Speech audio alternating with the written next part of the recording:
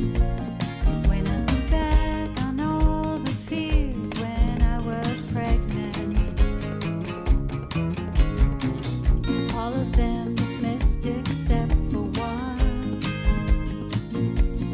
The only test the state mandated was genetic.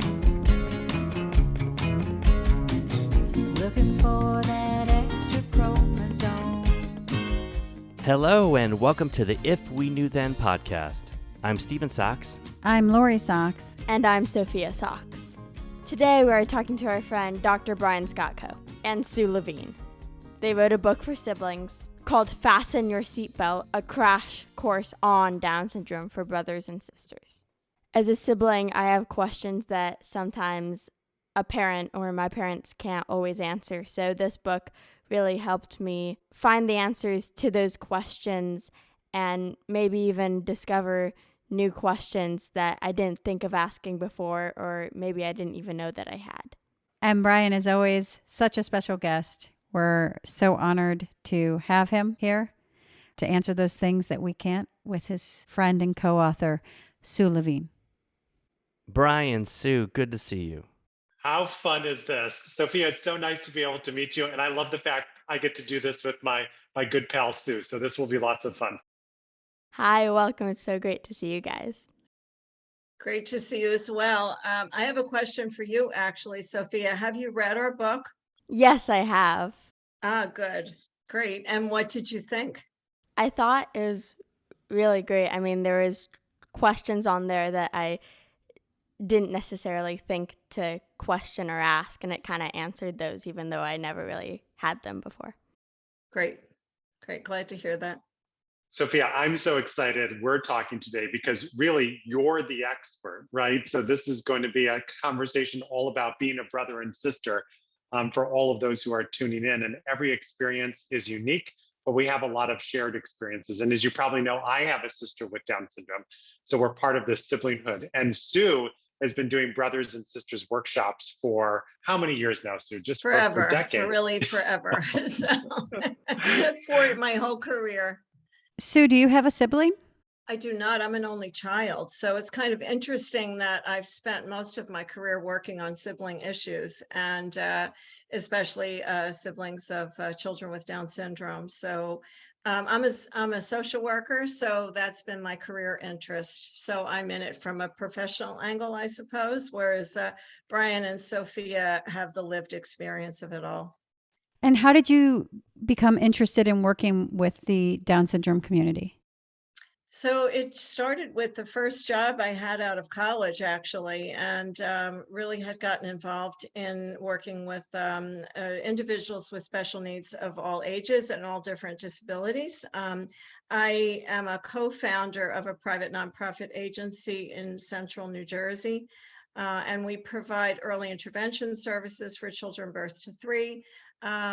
Doing sibling groups started right at the beginning. We always had more of a family-friendly focus and really wanted to support the entire family. So in addition to parent groups, we also did sibling groups. So, and the sibling groups that I do run regularly in New Jersey are for kids with all siblings with all different disabilities. So Down syndrome and autism seems to be the primary population of people who attend my workshops. So that's kind of what happened. And then Brian and I met through the National Down Syndrome Society, and it was a serendipitous meeting. And we've really just kind of plugged forward now for many, many years, Brian. So almost 20 years, I guess, Brian and I have been working together.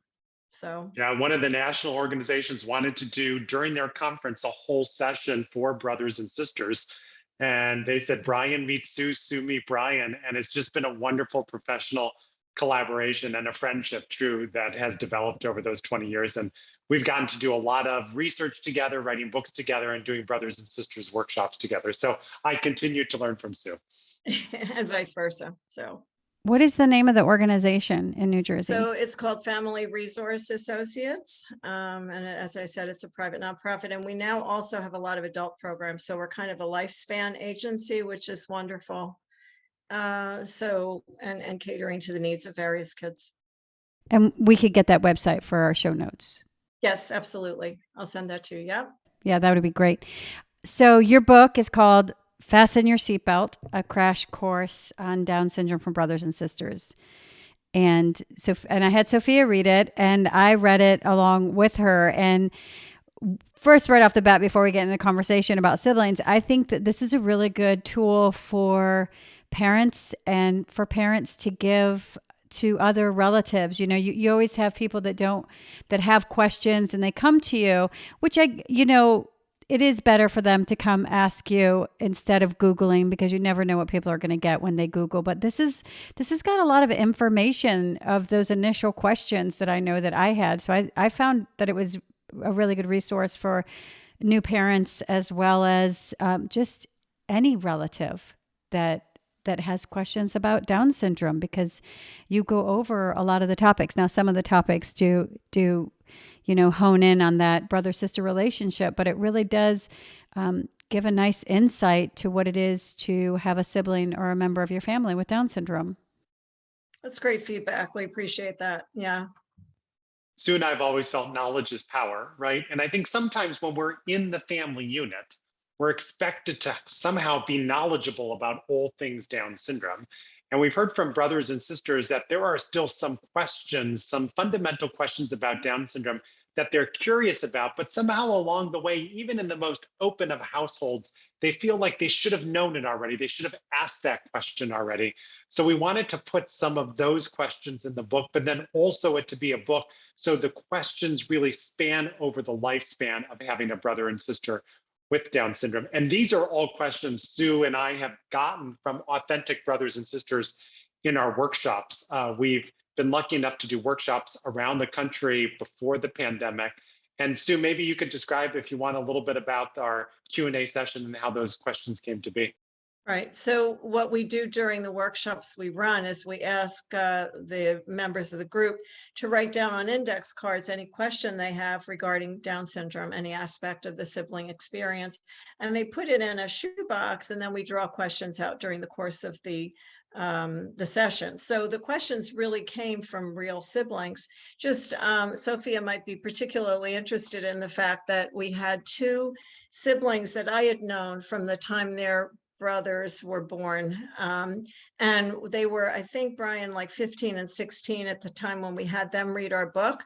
And we actually fed them one chapter at a time and really asked them to critique it and provide us with additional information, or making sure it read clearly. But they actually were able to give us more questions to answer for the book and really added a really nice twist to it. So, we really valued the input from the siblings as well directly. We really like to say our book is the workshop in a book format. So all the questions that we've received over time, since Sue and I can't travel as much as we have been in the past, we wanted to make sure we at least got those questions and our attempt at the answers written down for posterity.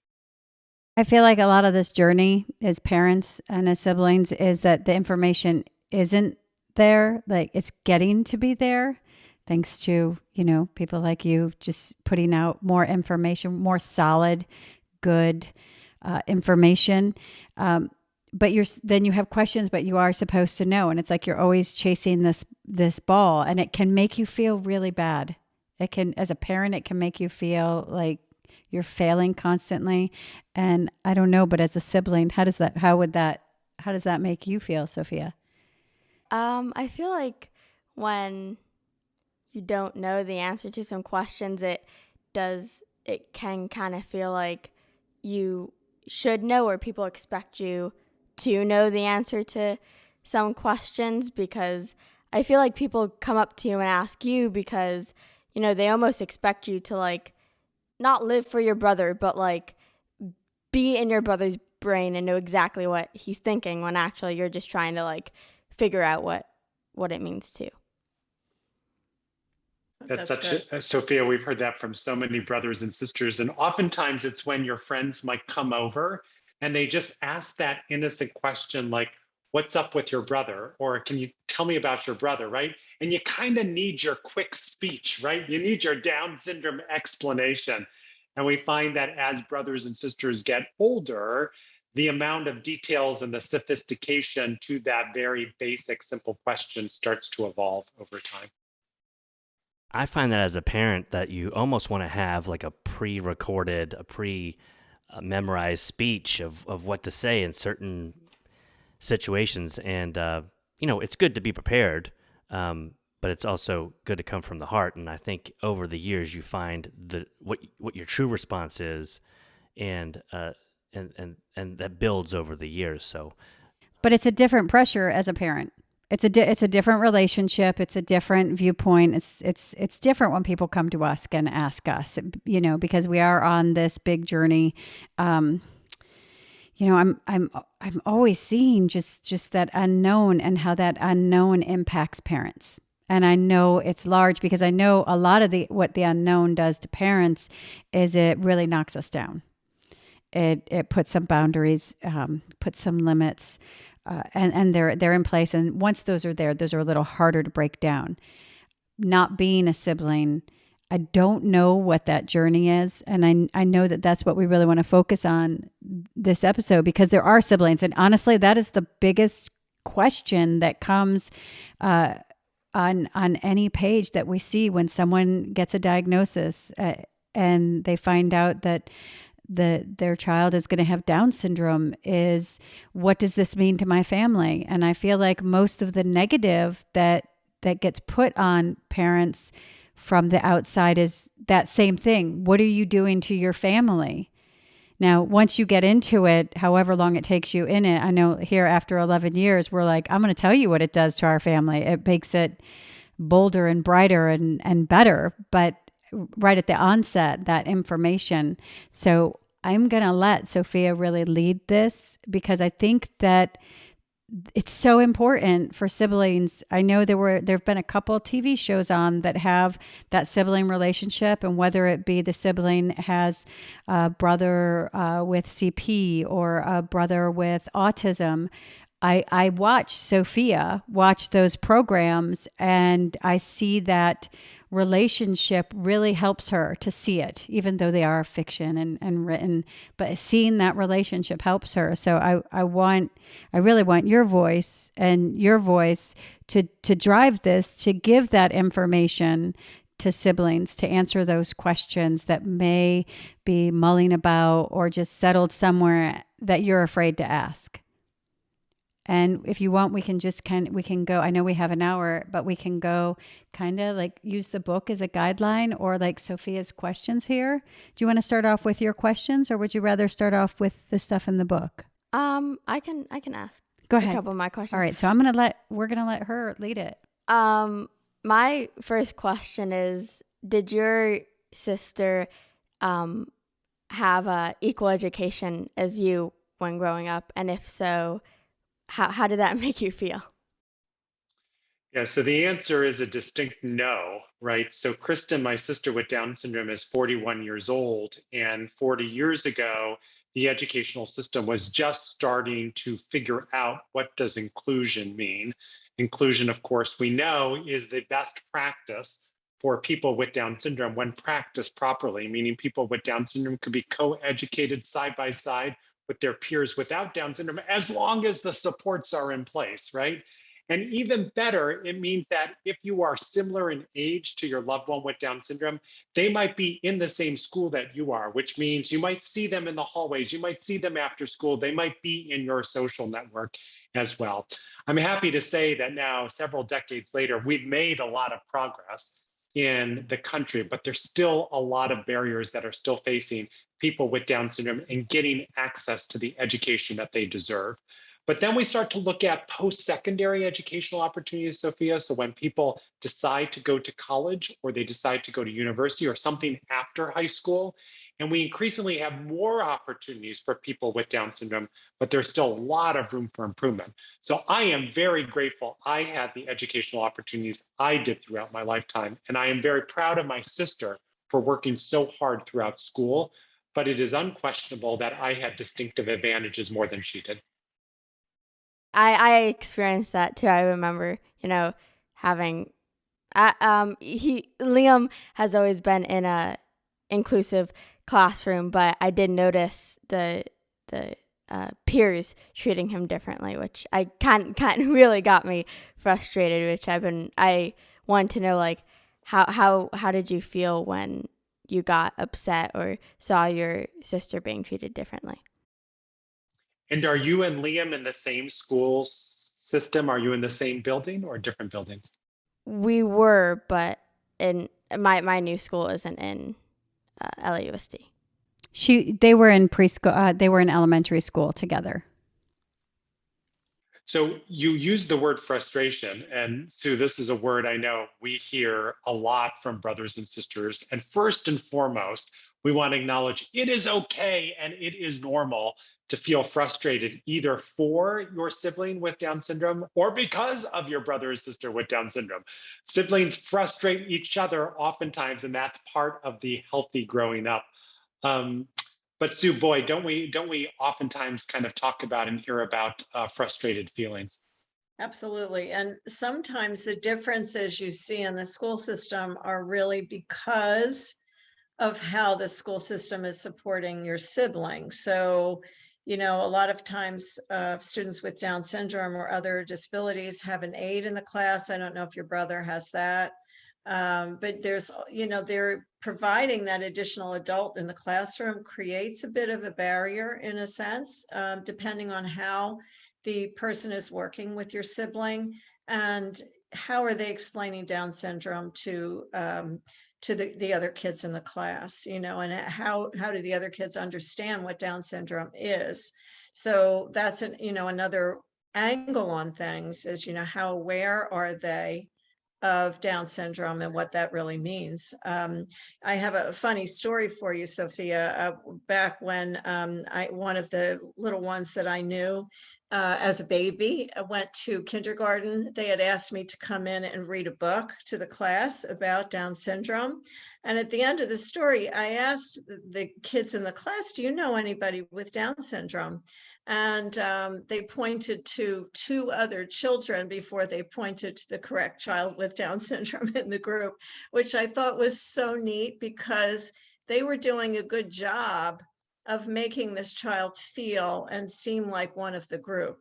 And this was a little guy who had a lot of speech difficulties and a lot of problems, but because I think of the efforts of the teachers in the classroom, they really made it seem like he was just another one of the kids. So that was kind of neat. But we don't run into that all the time. Sometimes we run into situations where the teachers are uncomfortable or they're not familiar with Down syndrome, and that kind of skews how everything goes from there, right? Because the teacher sort of sets the tone for the classroom.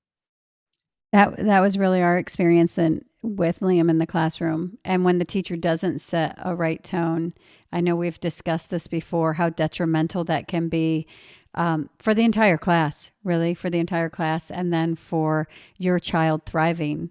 And I think Sophia did witness a lot of that. She was there when Liam kind of got the biggest brunt of being denied his supports, and I know that had an effect on her. Do you want to talk about that?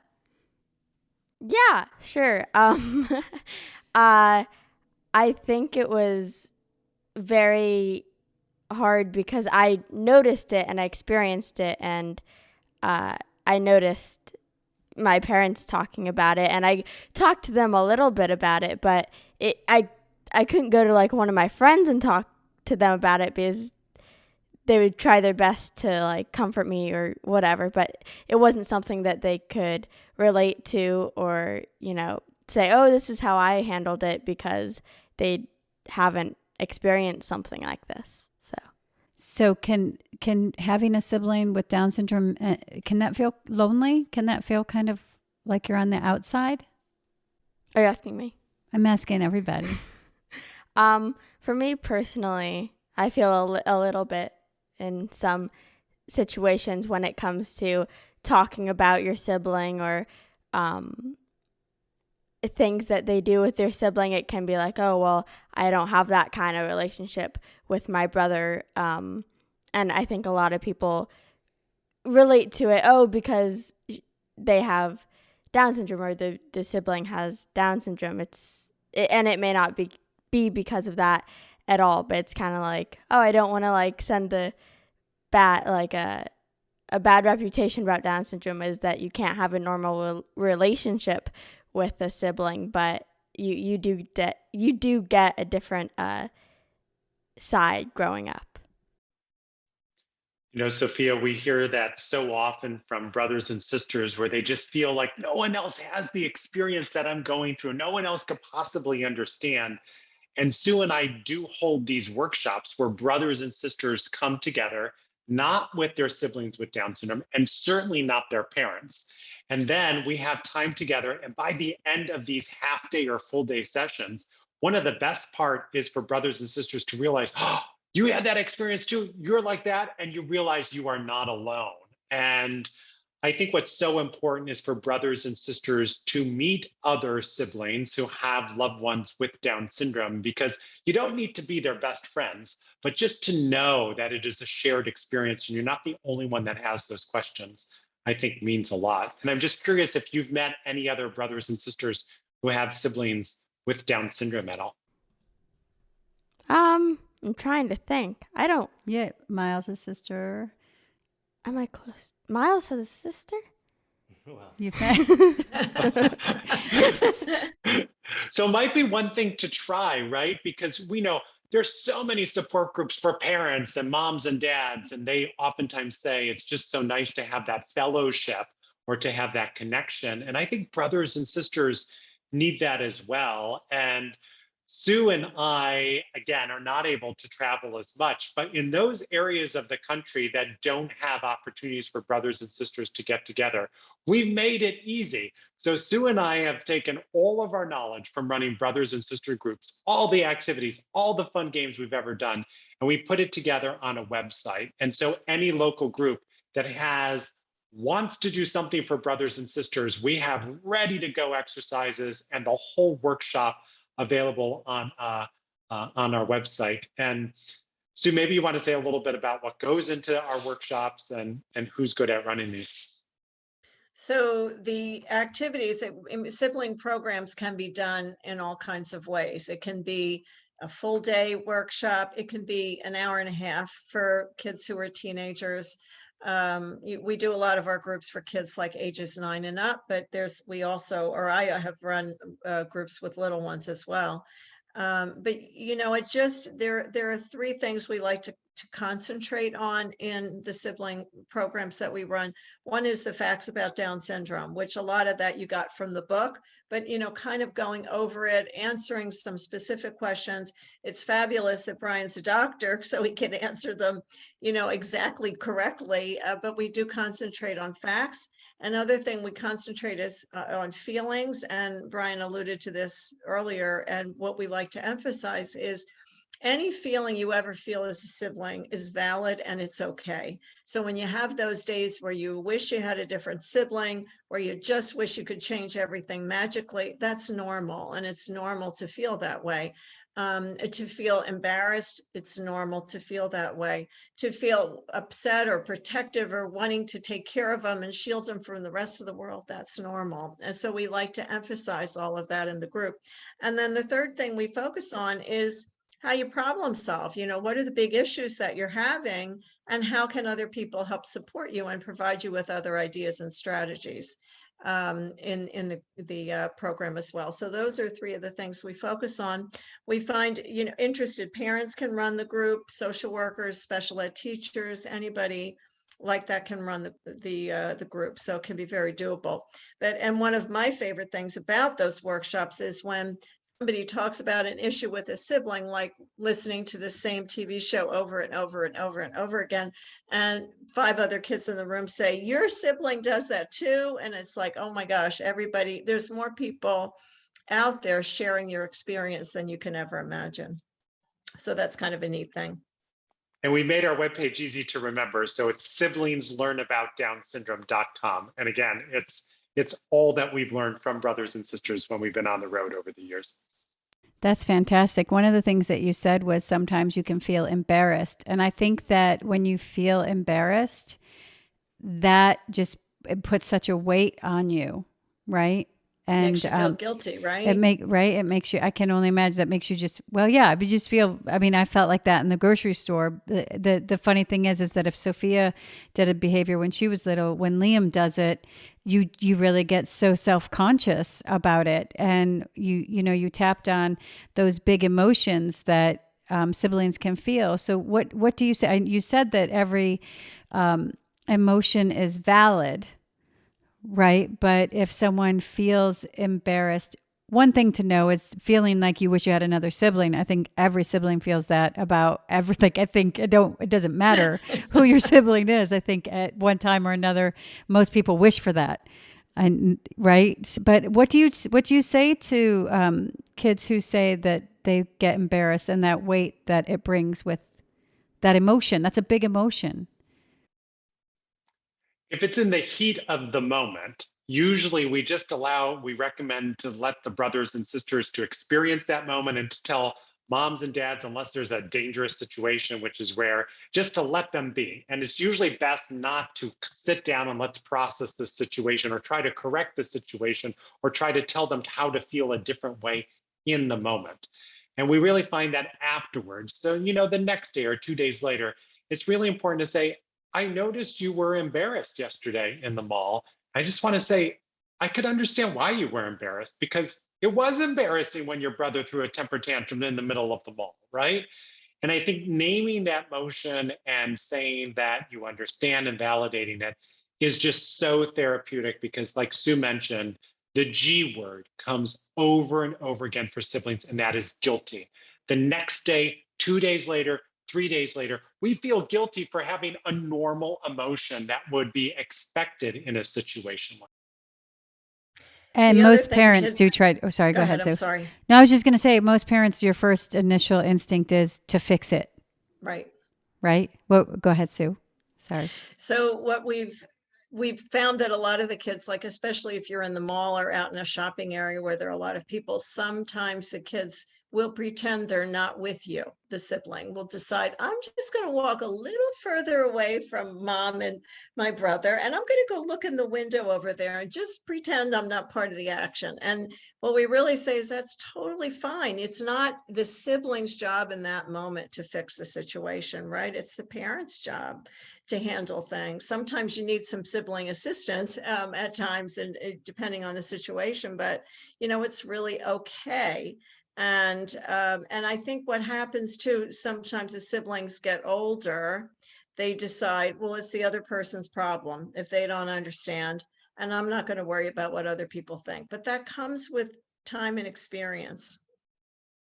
And I would say to all the moms and dads who are listening right now that if you feel the need in a moment to correct or feel like you need to give a lesson, just take a moment to pause and say, how much of that reaction is you versus the brothers and sisters? Because what doesn't work, we've heard from brothers and sisters over and over again, is come on, we do the walks, we love Down syndrome. Like, how could you treat your sister that way? You should love your brother or sister with Down syndrome. Don't you understand they have Down syndrome? We're the champion family for Down syndrome. Like, we need to be perfect, right? And it's where that's coming from is really a projection from mom and dad to make things perfect. And in doing so, it really robs the brother or sister, the sibling, of the ability for them to feel natural and authentic emotions. And all of that is important because as we grow up, we are little laboratories in our own home, testing emotions, testing relationships with our siblings, figuring out what works, what doesn't work. All of those little fights and the teasing and all of that is really important because it shapes us who we are. And when we become adults, we have these fine-tuned strategies. So if mom and dad are always there to correct and fix, we really deny brothers and sisters from being able to learn and make mistakes. So I should allow the wrestling. Sorry, as Sophia. Long as no one's getting hurt, I say, it's very common across America. And it is, and I don't know really. I don't know personally other siblings. I do know my friends who have more than one child, and you always. We all talk about our children the same way, about how Sophia is just what an amazing human she is, and the positive effect that Liam has had on this family as far as just empathy and growth and things that I see in her that we don't talk about, but I know she's getting these gifts that just come on a daily basis. But then there has to be a pressure there and we want inclusion. We want Liam to be treated equally. We have to remember we want Sophia to be treated equally, like have that same freedom that maybe her friends have to, get mad and heated or yell at their siblings, and I have to remember that I have to fight for inclusion for both of my children to live in a fair and equal environment. And that means maybe Liam gets yelled at sometimes by Sophia because that's what, his peers do.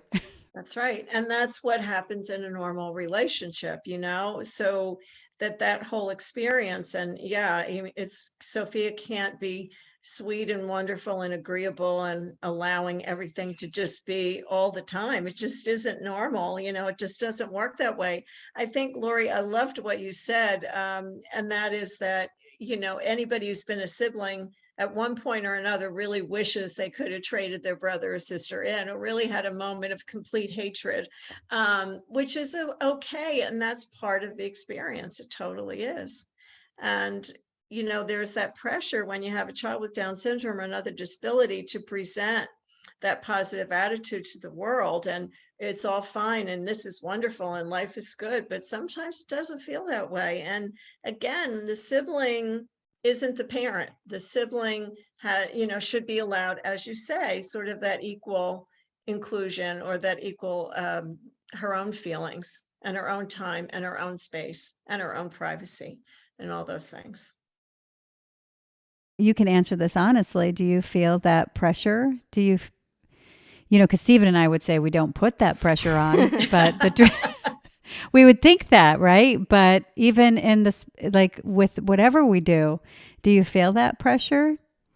You can be honest.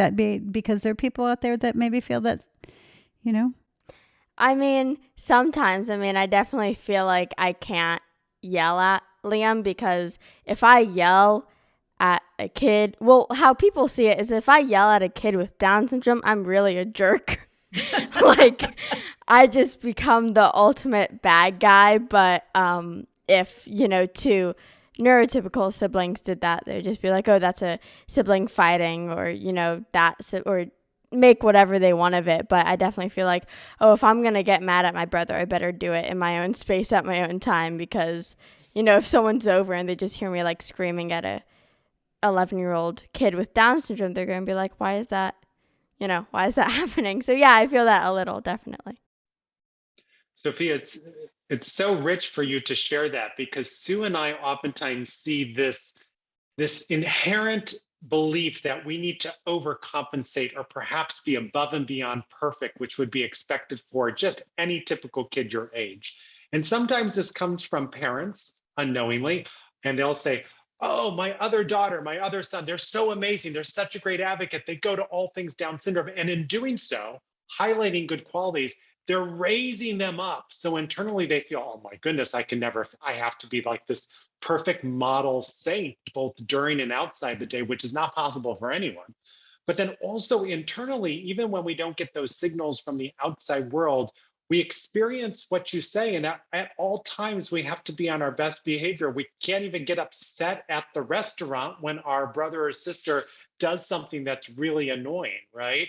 And so it's important to be in tune with that, because if we continue to self-impose or accept this concept of needing to be perfect or overcompensating for a sibling, it could lead to some long-term challenges for both the relationship and both for the person with Down syndrome. So it is important to be able to be allowed to make mistakes, be allowed to have errors, and be allowed to be not perfect.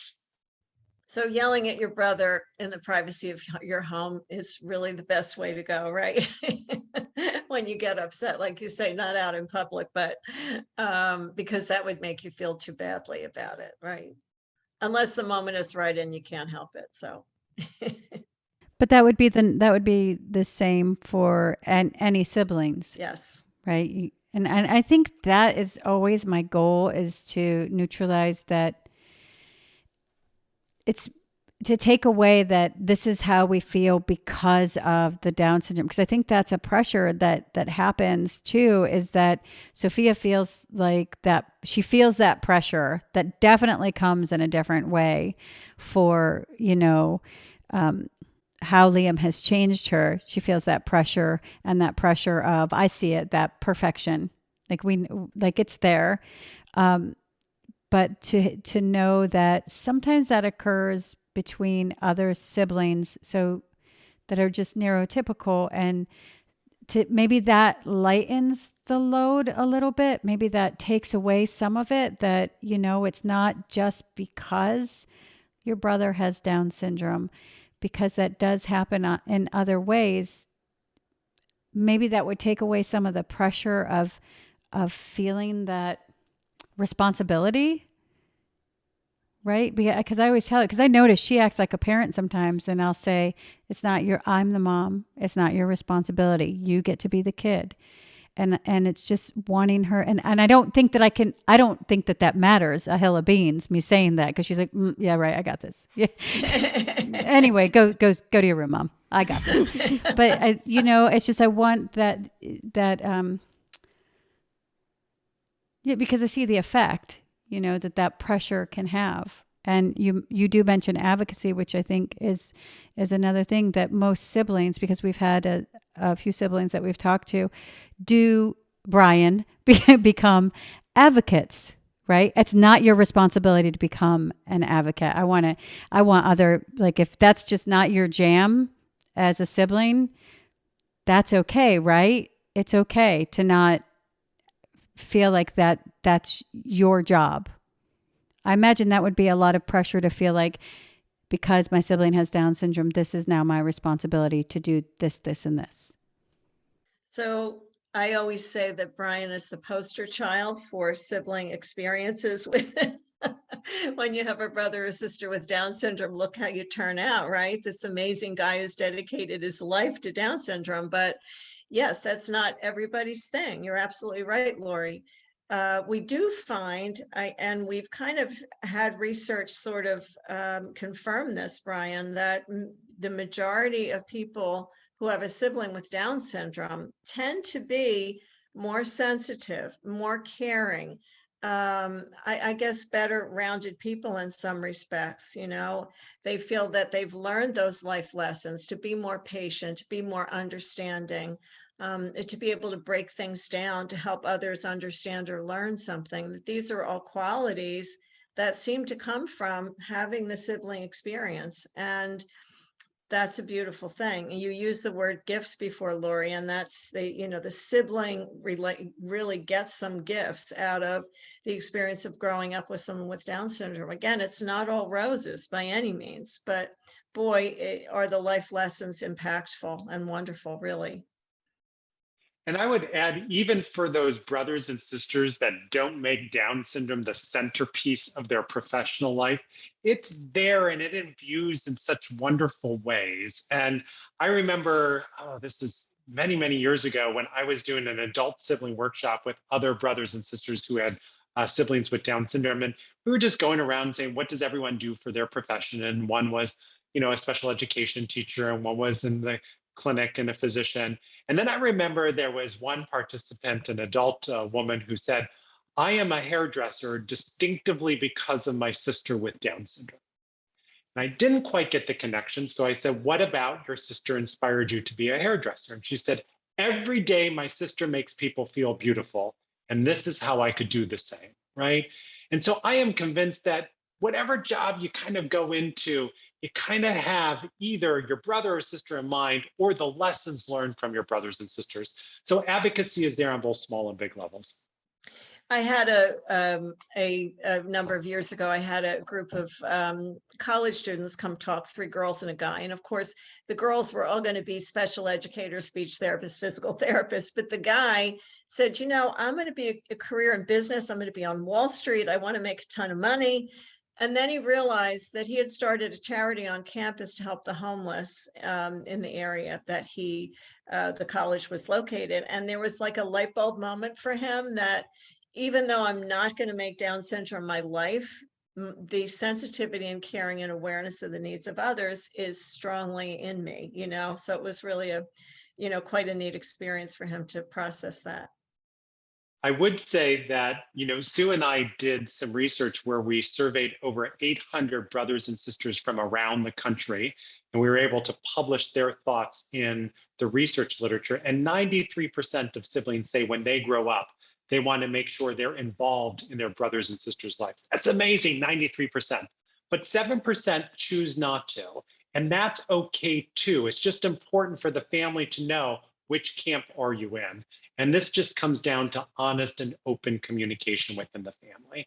And what we find is what siblings feel this year might not be their same answer tomorrow or next year because environments and circumstances change. So if there's one take home, I hope families just continue to take from this is just be open and honest, reassessing the family dynamics and the situation year after year. And if advocacy isn't the route you're going to take, that just the gifts are going to be there. You don't have to feel just with anybody's life. You're creating your life. Your life is being created. The relationships we're affecting each other, and Sophia has a profound effect on Liam. And it's fun sometimes when we see that effect, when we see, him doing exactly what she's doing, and I'll say, where he gets that from. Most of the time it's a good thing. But I'll say, do you see where he gets that from? Look at your effect. Because I think that people talk a lot about Liam's effect on Sophia, but we don't talk about Sophia's effect on Liam. And I think that then I don't know how that feels, but I would imagine if you have the pressure to be this, but then not any of, you don't have that value. It's almost like, but the value is coming from something else. I don't know how that would feel. Can Brian or Sophia, anybody have a feeling like that? It's just a light bulb thing as we're talking that I thought about. Yeah, I kind of, well, me personally, my personality is I have a little bit of perfectionist in me. And so more than a little, but, if, it can be very cool to see something that I'm doing relay off to Liam, but sometimes it's like, oh, now I really have to watch what I'm doing because it could not backfire, but have Liam do something that I don't want him to learn, and it was just, me being me or upset or whatever. So even, Mom, you said earlier, I always want to be the parent in the situation is, well, I want to perfect that situation as much as I can. So I definitely feel like, oh, well, if Liam can't perfect it, then that's my turn to perfect it. And I'm not going to be like, I'm the parent now. It's just like something in me that's like, okay, I have to make this better for whatever reason. It comes from such a place of love, doesn't it? I mean, you love your brother so much that you want to make sure that he's given all the opportunities to succeed, and he considers you a role model in many ways. So not only are you a sibling, but you're a role model. For sure. And siblings really are the best teachers. They do. The kids with Down syndrome definitely like to copy what their brothers and sisters are doing, and that's good and bad, and there's that pressure. I have my daughter has 3 kids, and the oldest child, and none have disability, but the oldest child, she'll say, you've got to be a role model for the little one, you've got to watch what you're, and it's sort of, I see that and I think, oh my gosh. So again, all siblings are kind of put in that position, whether you have a sibling with Down syndrome or not. But Sophia, I think you really said it best when you said you want to perfect the situation. You want to do whatever you can to try to help that. I don't know that my oldest granddaughter feels that way. And, again, I think that's where the Down syndrome comes in as the mediating factor in that. But here is also a message for all of us siblings to parents out there. Sometimes we need your help to tell us when we start becoming a third parent rather than a brother and sister. So to give you an example from my own life, when my sister Kristen, this is decades ago, first got her first job. So she was done with high school. She got a job and it was in the community that we lived in. And my parents had arranged with her for a taxi service to take her there and pick her up. I happened to be home that week when she was first going to start because I was between college and I was between my first internship. And I told my parents, you know what? I'm home. So why don't I just in my car go to the place and just hover behind the bushes in the car and make sure the taxi picks her up and follow her home just to make sure it's okay. And my parents are like, oh, that's so great. We're so great to have you. You're such a great advocate. You love your sister so much, right? So I did that for 3 days until my sister realized I was following her the whole time. And what did that do? It undercut her independence. When her brother should have been home waiting to celebrate the fact that she had just did the first couple days of her job. Instead, I had become that hovering, helicoptering parent instead. And I had tricked my parents into thinking that I was being a good advocate. So sometimes we just overdo it and we need parents to remind us we still need to be brothers and sisters at the end of the day. Well, as a hovering parent, what you did wrong, Brian, is you got caught. I didn't hide well enough. Right. You can still follow, and then when she comes home, you go, hey, you're home. Oh my gosh. So I go ahead. I want you No, just to normalize that situation a little bit. I've had multiple times where, like maybe a year after I walked to the store for the first time by myself, Dad came up to me and was like, I was following you the whole time. I was like, no, I didn't know that. But See, yeah. he's a better hider than I am. I'll have to get tips from Stephen for next time. Well, because Sophia is so like strong, like wanting to just even in her own life, just go to that next, because she could walk to the store by herself. Then she was like, I can walk to the store by myself. I can definitely go do this. And that's when he had to go, no, I was behind you. So, it was just to it wasn't just to kind of burst a bubble or anything. It was just to say, whoa, whoa, whoa. All right, we're going to take it one step at a time. I know we're getting to the, we're short on time, but there were two things that I know that Sophia wanted to talk about. I'm going to prompt her. Stephen's going to cut my prompt out, and then I'm going to let her ask you, because there were two things that really affect her. I think that I know they affect me as well, but I know it's handled differently if you're a sibling. It's just different. So do you want to, which one would you like to start? Which one of those do you want to ask first? Okay, I'll start with the first one. Okay. The R word.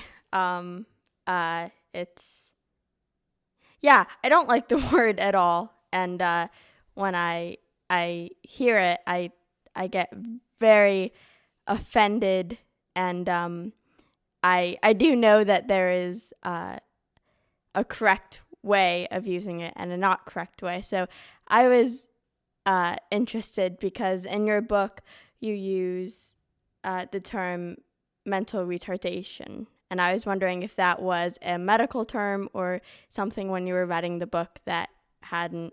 Is it still allowed to be used? I'm glad you bring it up because the R word stings, doesn't it? And it is usually the first time that brothers and sisters step up and become advocates. And I hope you saw that in the book, we have a whole section on how do you respond to the R word, right? And so we give a little bit of a history where the word comes from so that brothers and sisters have that knowledge. It used to be a medical terminology, but now it's an outdated one and one that should no longer be used under any circumstances.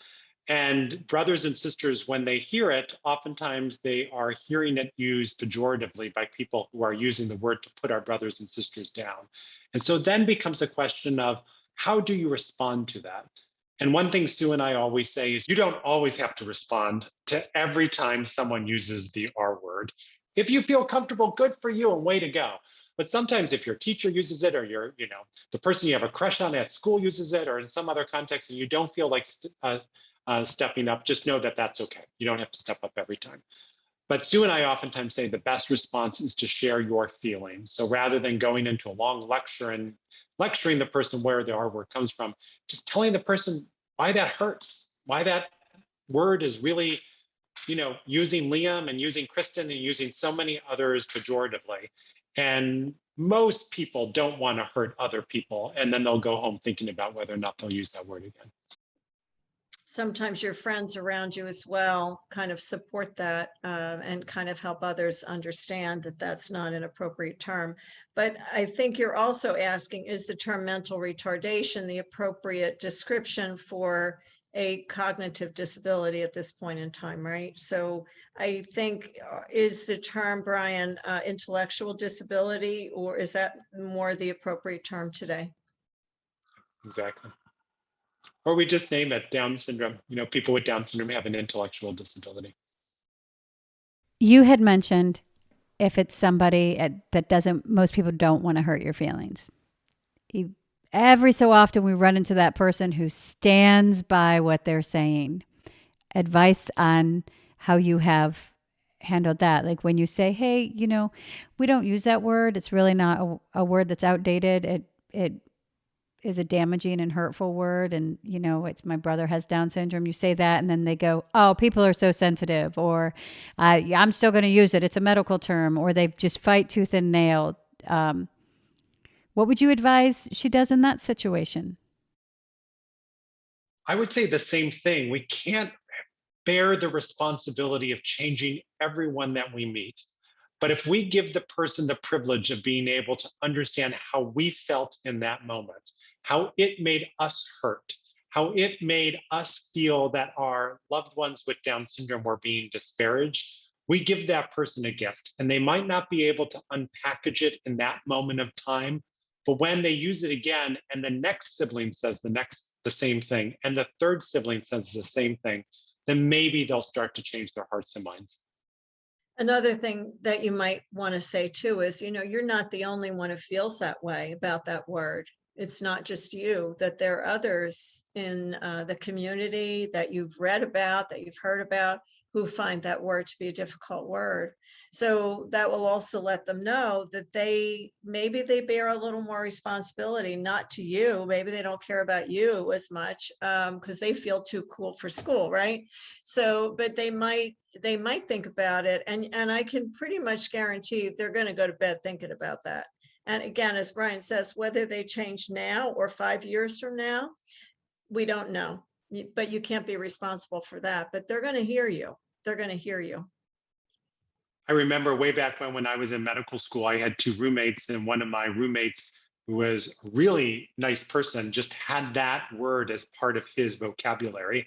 And I would share with him how it made me feel, and used it again, shared with him how it made me feel. And it took a while, right? So what was nice about it is we remained roommates for several years. And a couple years later, the person he was dating was over sharing dinner with us, and she used the R word. And I didn't consider it my place at that time because she wasn't dating me, and it was kind of a situation where it was kind of new. And so I just kind of chose, I'm not going to be the advocate in this particular moment.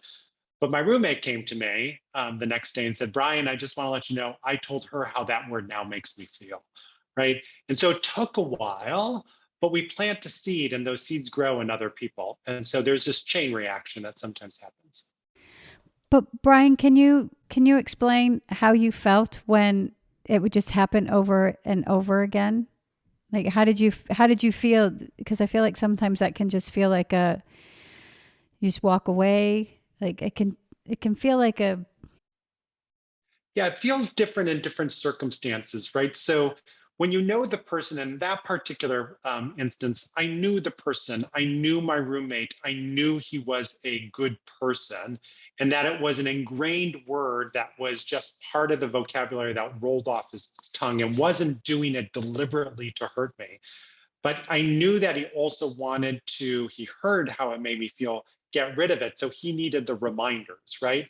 And so, yes, maybe it was frustrating that he didn't change it right away and it took some time, but in many ways, I was grateful that he was willing to hear and willing to work on it. This is in difference to, I had a boss once in a hospital who pulled me aside, and after seeing me do an interview on CNN, where I use the word intellectual disabilities and describe the benefits and the awesomeness of people with Down syndrome, pulled me aside and said, Brian, you just need to tell the parents that their kids are retarded. That's what you need to do. They need to hear it, right?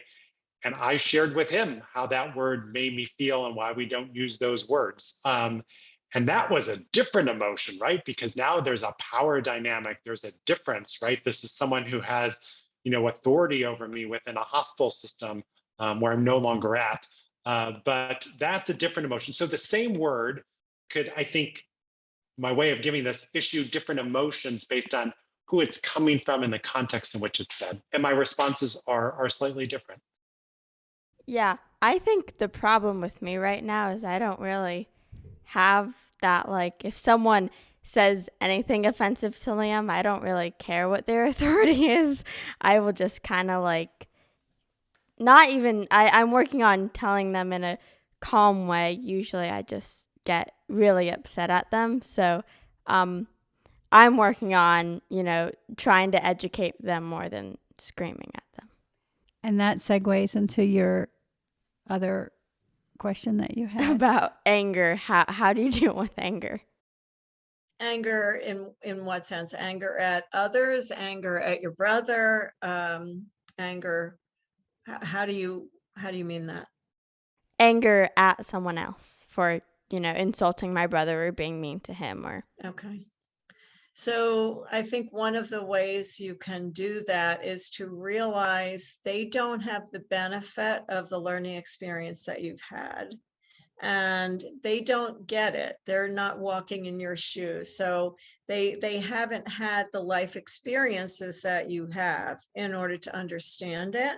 So maybe kind of looking at it like that and being able to sit back and say, well, they're still learning about these things where you really have it mastered. And I do think in many ways, people who are siblings of someone with a disability have an advantage over others and have that greater sensitivity. So I think sitting back and realizing they still have work to do on this issue and trying to educate them through facts is definitely the best way, which isn't to say you can't yell and scream at them sometimes when it really bothers you.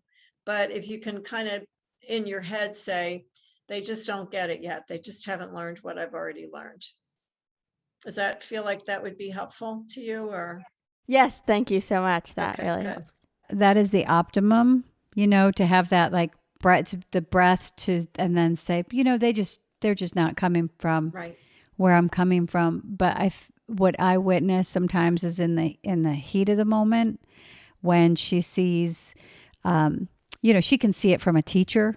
She can hear it, walking through when we're doing distance learning, someone making a comment or talking in a certain way on the playground. Recently, we were out and there was a bully and he singled Liam out. And it was a really beautiful, inclusive moment that we were really like, we'll talk about it. But she just happened to join in right when this bully came in. And right in the moment, that's when what I witness is the culmination of all of everything, maybe not expressed, maybe, the challenges that she overcomes or that pressure she puts on herself or, whatever it is. I feel like it's at 13, it's hard to say, I'm going to breathe. Even Right, that's right. always what I tell her is to breathe.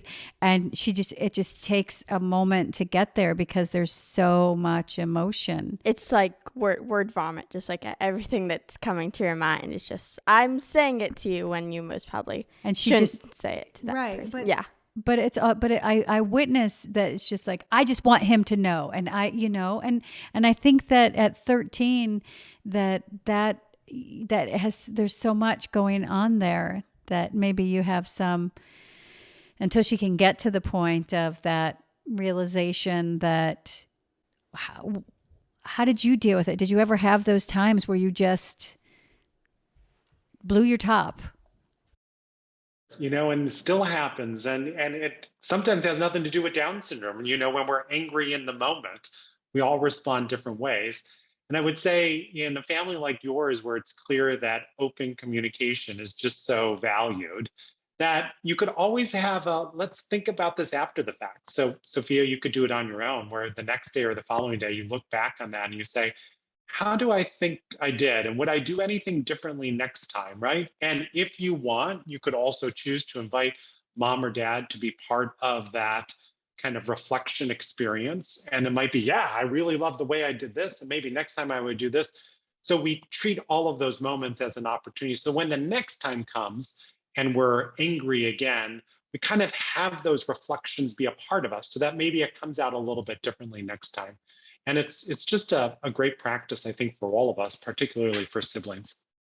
I think the way you described that situation with the bully, that sounds like one of those moments, just like Brian's experience with his roommate made him view the situation differently. It wasn't like the roommate was outwardly trying to be nasty, whereas this kid on the playground was, where was that coming from for him?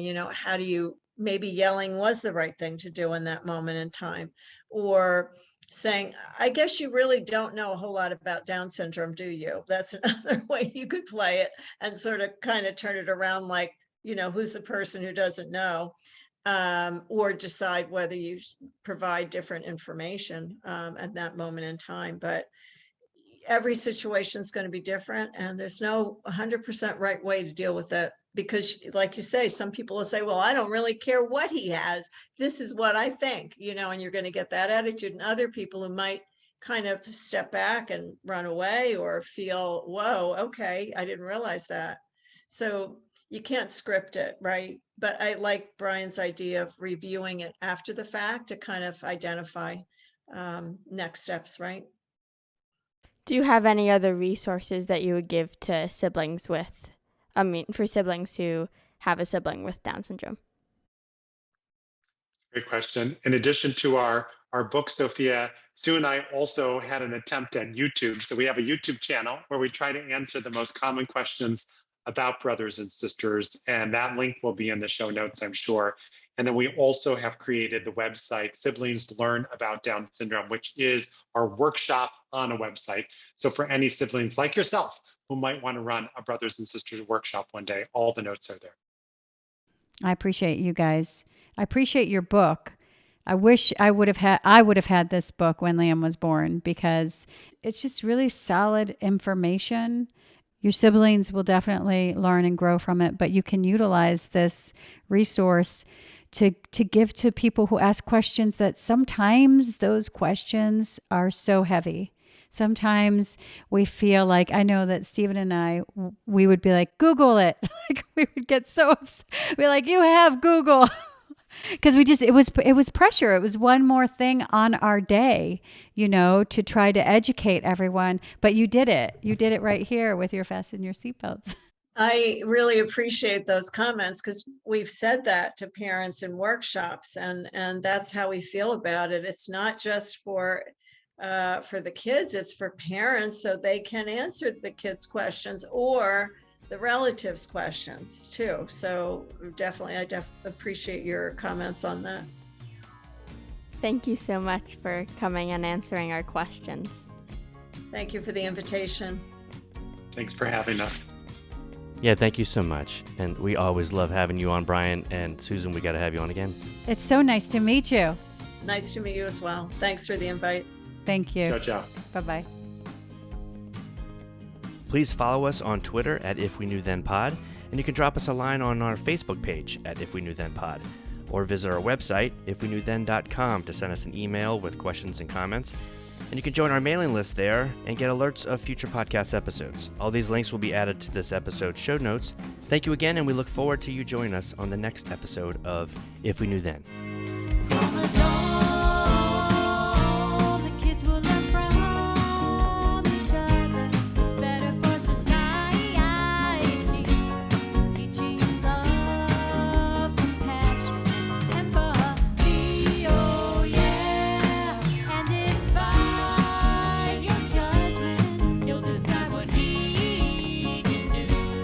Mama would